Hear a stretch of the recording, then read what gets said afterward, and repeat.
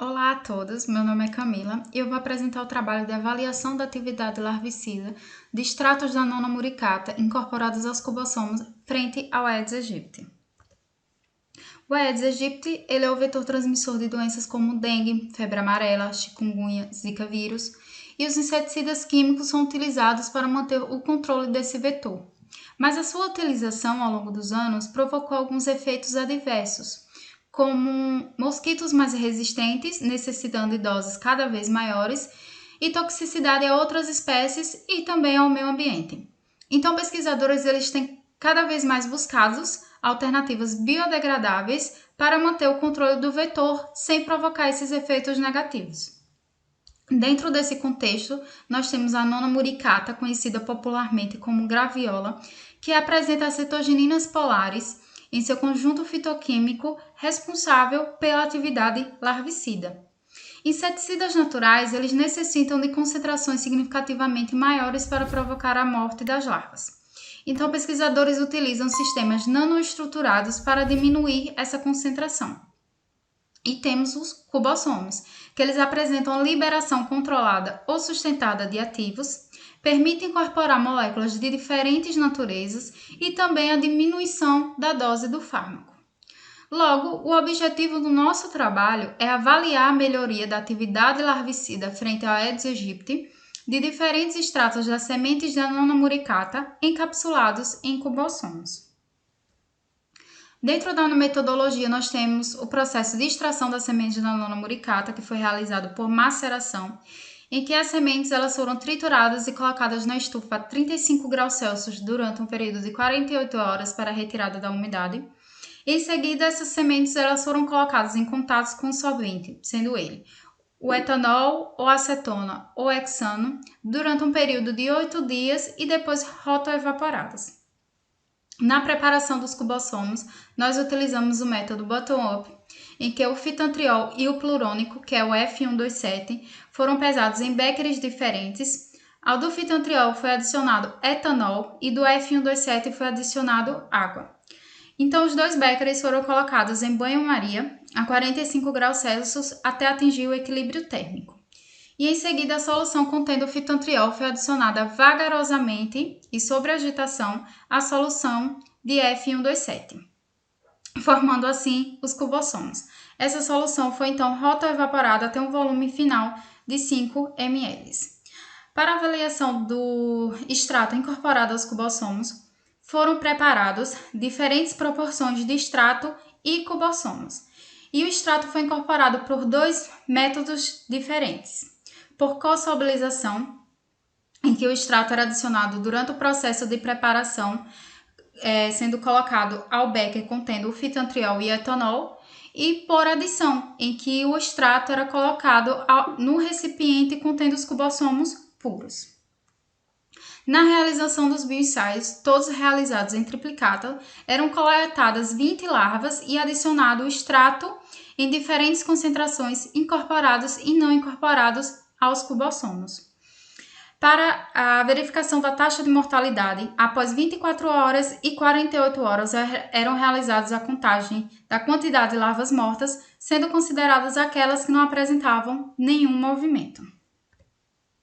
Também foram realizadas as análises de cromatografia líquida de alta eficiência para a identificação principalmente das acetogeninas. Foram realizadas análises de espalhamento dinâmico da NOES e análise de rastreamento de nanopartículas. Bom, dos resultados da atividade larvicida, na figura 3 é apresentado o gráfico com os bioensaios com os extratos brutos. E como nota-se, apenas o extrato etanólico apresentou atividade larvicida, com a concentração letal média entre as concentrações de 0,4 e 0,6 mg por ml. O extrato hexânico e o extrato acetônico, mesmo em concentrações maiores do que apresentados nos gráficos, não apresentou atividade larvicida. Isso pode ser porque as acetogeninas elas são bastante solúveis em etanol. Como esse extrato foi o único a apresentar atividade larvicida, este foi então incorporado aos cubossomos. Antes de realizar os bioensaios das diferentes proporções de extrato e cubossomo, foi realizados bioensaios com os cubossomos puros. E na figura 4 é apresentado esses resultados. E como pode ser observado, em concentrações acima de 0,035 mg por ml, os cubossomos puros apresentaram uma toxicidade frente às larvas. O fitantriol, que é o nosso reagente, ele apresenta uma baixa toxicidade frente a micro-organismos e peixes, e na literatura não é apresentado nenhum trabalho sobre a sua toxicidade frente ao Aedes aegypti.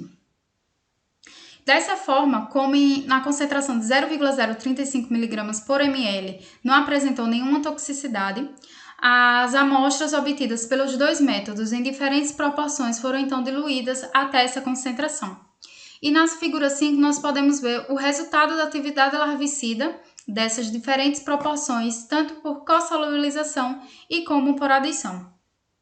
E como nota-se, as amostras obtidas por adição, elas apresentaram uma atividade larvicida maior que as amostras obtidas por co-solubilização.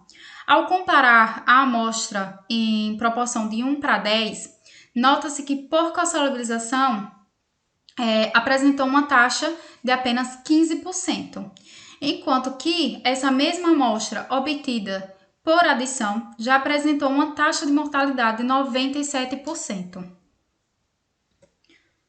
Na figura 6, então, é apresentado o cromatograma por raio UV. E nota-se que os picos eles apresentaram maior intensidade no extrato etanólico. Isso porque as acetogeninas elas são bastante solúveis em etanol. E os picos, eles identificaram a absorção em torno de 208 nanômetros, indicando a presença de acetogeninas. E também alguns picos apresentaram absorção máxima em torno de 214 nanômetros, também identificando a presença de acetogeninas que possuem o anel gama-lactônico alfa-beta insaturados. Na figura 8 então apresentado os resultados de DLS dessas amostras. E como nota-se, para as proporções 1 para 10, 1 para 11, 1 para 12, 1 para 13 e 1 para 14, o extrato ele influenciou no aumento de tamanho de nanopartículas diretamente proporcional com a diminuição de extrato do sistema, sendo que a amostra 1 para 11 apresenta uma quantidade maior que a amostra 1 para 14. Já em relação ao índice de polidispersão dessas amostras, nota-se que as amostras obtidas por co-solubilização, elas apresentaram PDI inferior a 0,4. Enquanto que na figura 9, observa-se que esse PDI para as amostras obtidas por adição já foi superior a 0,4.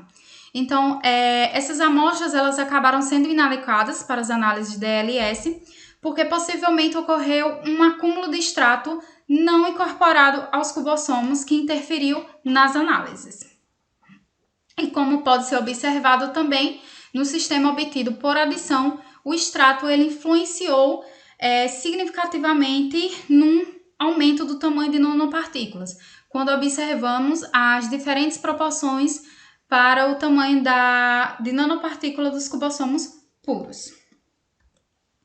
Em relação às análises de NTA, como apresentado na tabela, foram realizadas por os cubossomos puros e para as amostras 1 para 4 e 1 para 15, que é a amostra com maior quantidade de óleo e menor quantidade de óleo. Em relação ao tamanho de nanopartículas, ao comparar com a DLS, notou-se uma diferença significativa no tamanho. Essa diferença ela já era esperada devido à diferença de detecção de cada técnica. Isso porque as análises de DLS elas são baseadas na dispersão de luz e medem a distribuição e o tamanho de várias partículas ao mesmo tempo. Enquanto que a técnica de NTA ela mede movimentos de nanopartículas através de um feixe de laser e utiliza um sistema bastante diluído. Em relação à eficiência de encapsulação, também para as amostras 1 para 4, 1 para 10 e 1 para 15, Nota-se que o sistema ele apresentou uma porcentagem de encapsulação de 73,5%. Em outros trabalhos comparados na literatura, esse valor foi inferior. Isso pode ter ocorrido devido à presença de diversos componentes no extrato. Então, concluímos que o extrato etanólico ele apresentou um potencial como larvicida contra as larvas do Aedes aegypti, e como podemos ver nos cromatogramas, indicaram também a presença de acetogeninas, principalmente no extrato etanólico. As análises de DLS indicaram que o extrato incorporado por adição influenciou significativamente no tamanho de nanopartículas. E as amostras obtidas por adição, elas apresentaram uma eficiência de encapsulação de 73,5%. E ainda também serão realizadas as análises de RMN e SAX para completar o estudo do extrato e do nanossistema para entender e também melhorar os resultados obtidos nos testes larvicidas. Obrigada a todos pela presença. Também gostaria de agradecer à comissão do CONCAF do evento, à Universidade Federal de Sergipe, ao grupo LPMH, ao Instituto de Física da USP, ao PPGQ e também às empresas de fomento CAPES e CNPq. Obrigada a todos.